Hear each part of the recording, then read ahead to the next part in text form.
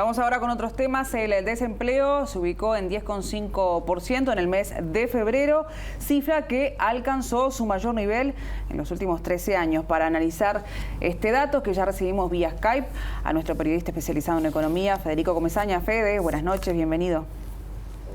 ¿Cómo andan? ¿Todo bien? Muy bien. Muy bien, que tiene tapaboca propio. Exactamente. Bienvenido.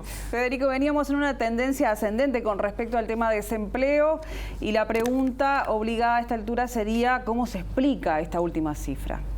Bien, vamos a analizar los números, en particular son los números de febrero, con lo cual el efecto coronavirus todavía no aparece en las cifras que presentó hoy el Instituto Nacional de Estadísticas. Sin embargo, nos permiten por lo menos trazar una base y ver cómo venía el mercado laboral previo a que el coronavirus obligara con las medidas de distanciamiento a reducir significativamente la cantidad de puestos de trabajo en la economía, por lo menos de forma temporal en la mayoría de los casos. Vamos a ver la primera gráfica que preparamos para hoy. Este es el número, la estimación puntual que hace el Instituto Nacional de Estadística del desempleo en febrero, que es de 10,5% de la población económicamente activa. Acá lo que hice fue mostrarles cuál fue la cifra puntual de febrero a cada año, y vemos que tenemos que retroceder a el año 2007, 14 años para encontrar, el año 2006, perdón, 14 años para encontrar una cifra mayor en febrero. ¿Por qué busco febrero? Porque los datos de desempleo son muy difíciles de comparar en meses diferentes. Esto tiene que ver con que hay fenómenos de safralidad en algunas actividades que hace que un mes no sea comparable con otro, y al mismo tiempo estamos hablando de una encuesta que se hace puntualmente en ese mes, entonces tiene un margen de error muy grande.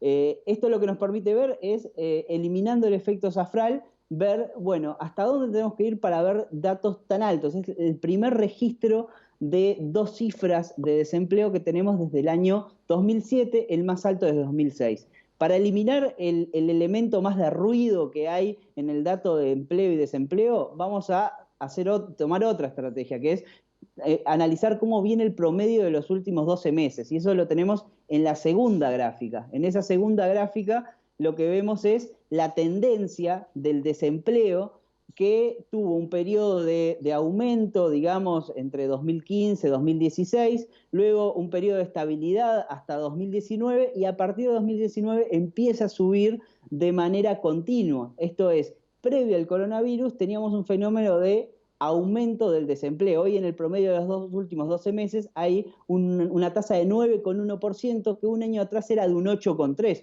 con lo cual en esta medida, que es una medida de más largo plazo, vemos cómo el desempleo sube y sube a un ritmo significativo. Un 0,8% en 12 meses es un número significativo para el mercado de trabajo. Cuando lo llevamos a la tasa de empleo, que mide la cantidad de uruguayos ocupados, lo que vemos en la tercera gráfica es la caída, que la caída acompaña lo que es la tasa, el aumento de la tasa de desempleo. Lo que tiene estos números que nos permiten tener una noción más de cantidades, y es una noción mucho más certera, porque no está afectada por otros fenómenos que afectan al desempleo, y no así a la tasa de ocupación, que es bastante más transparente en la cantidad de empleos que hay en la economía.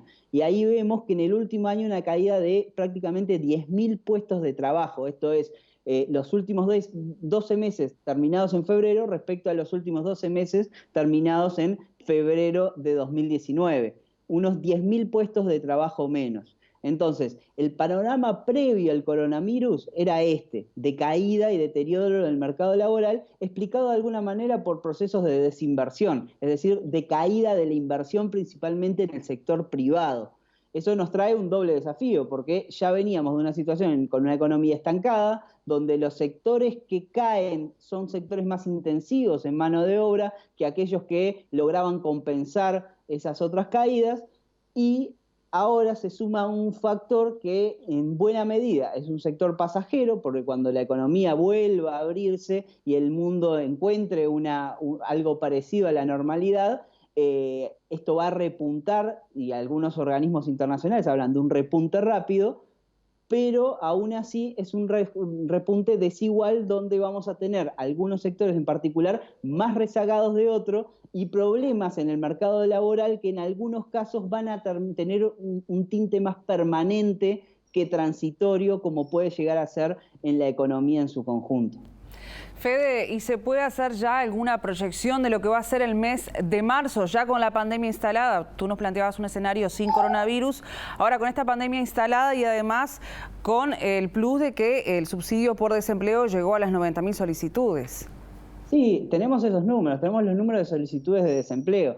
De todas maneras, los criterios que toma el INE para hablar de desempleados todavía va a hacer que marzo siga teniendo números quizás más altos de los que podamos ver en abril, donde ya se incorpore más el efecto de la epidemia. Pero aún así va a ser ya un primer golpe que vamos a ver en marzo y quizás el efecto más definitivo lo tengamos en abril. Otros sectores quizás que tuvieron cierta espalda para afrontar esta situación o esperaron más para tomar decisiones de suspensión de empleos o envíos a seguro de paro o directamente despidos, quizás los veamos un poco más adelante, pero de todas maneras el salto va a ser brusco, como se ven en otros indicadores en países donde tienen estas cifras más quizás de más rápida actualización, donde los datos del mercado laboral muestran deterioros más altos. Entonces, vamos a ver caída brusca del empleo, pero bueno, son caídas que se esperan en la mayoría de los casos sean transitorias, mientras que duren las medidas más fuertes de distanciamiento social. Y luego, según los analistas, puede llegar a haber un repunte más rápido en la mayoría de los sectores. Hay que ver, en la medida que la crisis se expanda, la crisis sanitaria se expanda en el tiempo, se extiende en el tiempo, bueno, es probable que un mayor número de esos puestos de trabajo pasen a una situación de desempleo más permanente que transitoria, pero todo eso va a depender no solo de eso, sino también de las medidas paliativas que vaya buscando el gobierno para evitar que esa situación se prolongue en el tiempo. Tenemos algunas estimaciones más a nivel macroeconómico de crecimiento de la economía, donde, por ejemplo, el Banco Mundial, el Fondo Monetario, coinciden décimas más, décimas menos en una caída de 3 puntos este año de la actividad y un repunte de casi 5 puntos el año que viene.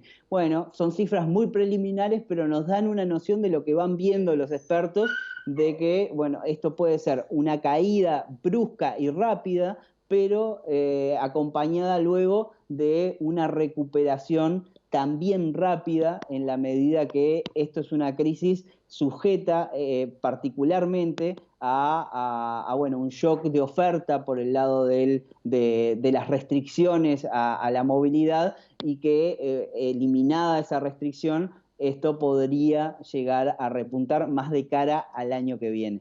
Muy bien, que la gráfica muestre una caída y una subida rápida. Eso es lo que decíamos todos. Un abrazo, Federico, muchas gracias. Que pasen bien, hasta luego.